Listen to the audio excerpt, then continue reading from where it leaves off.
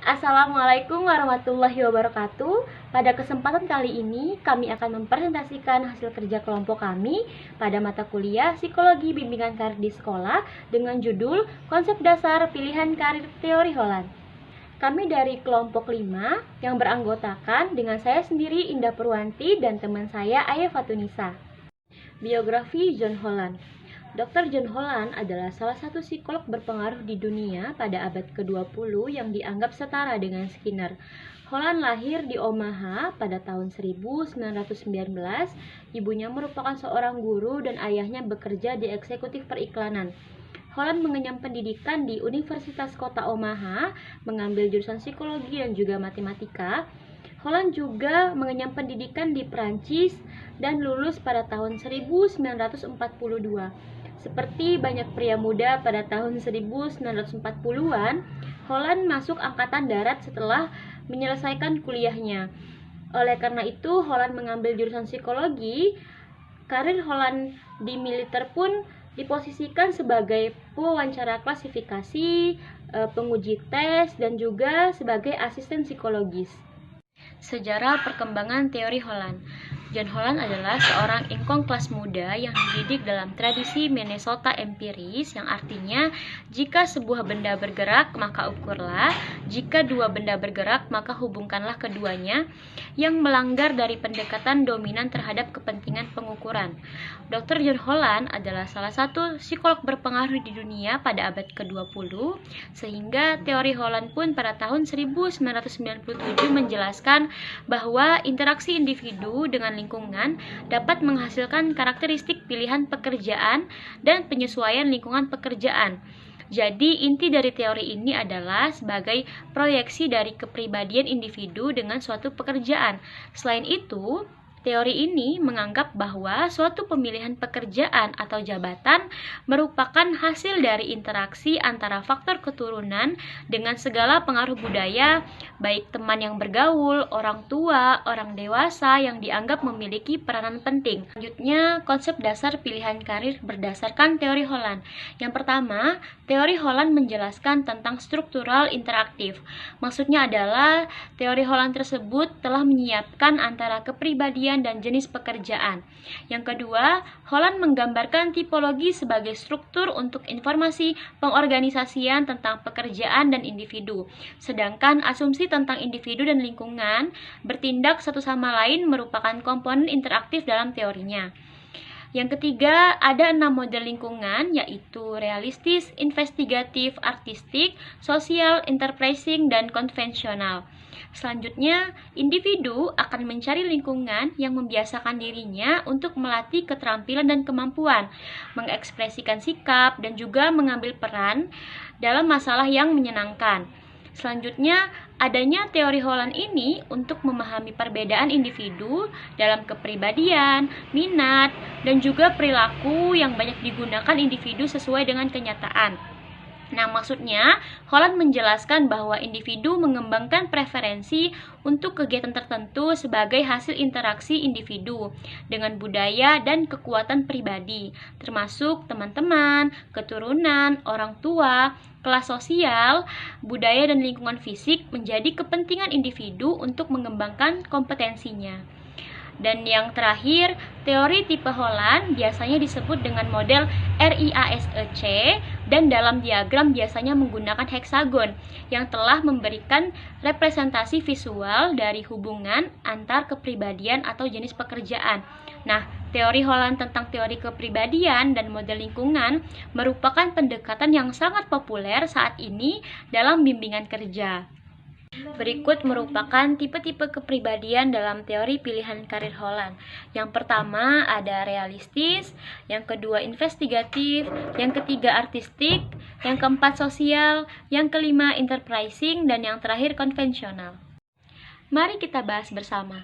Yang pertama ada realistis, yaitu tipe orang-orang yang berurusan dengan lingkungan yang objektif, konkret, dan juga manipulatif. Mereka digambarkan sebagai pribadi yang maskulin, fisiknya yang kuat, dan emosionalnya yang stabil. Mereka lebih memilih bidang pertanian, teknik, dan pekerjaan yang berhubungan dengan mesin. Yang kedua, ada investigatif, yaitu tipe orang-orang yang menghadapi lingkungan dengan menggunakan akal, memanipulasi ide, kata, dan juga simbol. Mereka lebih memilih tugas teoritis, membaca, mengumpulkan, aljabar, bahasa asing, dan juga aktivitas kreatif. Yang ketiga, ada artistik. Tipe ini adalah individu yang menghadapi lingkungan dengan menciptakan bentuk-bentuk seni dan produk. Mereka mengandalkan tayangan subjektif dan fantasi dalam mencari solusi untuk masalah. Mereka lebih memilih bidang musik, seni, sastra, pekerjaan yang berhubungan dengan drama, dan kegiatan kreatif yang berkaitan dengan alam. Yang keempat, ada social people. Tipe ini adalah orang-orang yang menghadapi lingkungan dengan menggunakan keahliannya dalam berinteraksi dan juga berhubungan dengan orang lain. Mereka lebih memilih dalam bidang pekerjaan seperti pendidikan dan juga melayani masyarakat, musik, membaca, dan juga drama. Yang kelima, ada enterprising. Tipe ini merupakan orang-orang yang menghadapi lingkungan dengan cara dominan, antusias, dan juga impulsif. Mereka lebih suka pada bidang pekerjaan seperti penjualan, pengawasan, kemudian pekerjaan yang berkaitan dengan kepemimpinan, dan kegiatan seperti pengakuan dan juga kekuasaan. Yang keenam, ada konvensional. Tipe ini adalah orang-orang yang menghadapi lingkungan dengan memilih tujuan dan kegiatan yang membawa persetujuan sosial. Mereka menciptakan kerapihan, ramah, dan juga terkesan sangat konservatif. Mereka lebih memilih tugas yang berhubungan dengan administrasi dan juga menempatkan nilai tinggi pada sikap ekonomis. Baiklah, yang selanjutnya yaitu penggunaan teori Holland. Jadi tujuan dari eksplorasi karir dan konseling menggunakan teori Holland ini yaitu membantu kelompok-kelompok konseling dalam mengidentifikasi pekerjaan yang termasuk di dalam para pekerja yang memiliki karakteristik yang sama seperti mereka sendiri. Jadi model heksagon Holland itu menunjukkan hubungan lingkungan di antara individu-individu berdasarkan jenis kepribadian. Yang selanjutnya yaitu asosiasi tipe kepribadian dan lingkungan kerja. Jadi ada 4, yaitu ada kesesuaian, ketepatan, perbedaan, dan identitas. Jadi kesesuaian itu tipe kepribadian dengan lingkungan yang berbeda. Contoh, tipe kepribadian sosial cenderung dengan lingkungan yang memberi peluang interaksi, peluang hubungan sosial, dan kepekaan masalah sosial, serta berminat dengan aktivitas-aktivitas yang berhubungan dengan orang banyak. Kemudian yang kedua itu ketepatan. Ketepatan ini merupakan tingkat hubungan yang berkaitan dengan tipe kepribadian atau tipe lingkungan.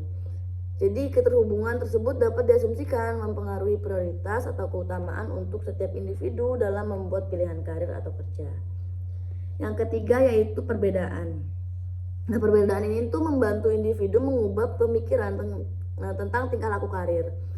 Individu yang sangat sesuai dengan kepribadian tertentu akan melahirkan sedikit kesamaan dengan kepribadian lain. Jadi individu yang sesuai dengan beberapa tipe kepribadian itu memiliki definisi kepribadian yang lemah dan dianggap tidak dapat membedakan kepribadiannya. Terus yang keempat itu identitas. Identitas ini mengacu pada individu yang memiliki gambaran yang jelas tentang kestabilan pada tujuan, minat, dan bakat yang dimiliki. Nah, identitas ini berkaitan dengan perbedaan dan ketepatan dalam menentukan kekuatan kepribadian lingkungan. Nah, kemudian ada implikasi karir Holland. Jadi implikasi dalam bimbingan konseling itu guru BK itu dapat membantu siswa atau konseling menganalisis minat dan lingkungan kerja serta memahami hubungan keduanya. Jadi menganalisis tipe kepribadian dan yang dimiliki siswa dan minat yang diinginkan, maka guru BK dapat menyelesaikan permasalahan yang dihadapi siswa. Nah, model pilihan karir Holland itu menunjukkan bahwa individu akan mencari lingkungan kerja yang sesuai dengan keterampilan, kemampuan, sikap, dan nilai mereka yang harus terdapat kesesuaian antara RIASEC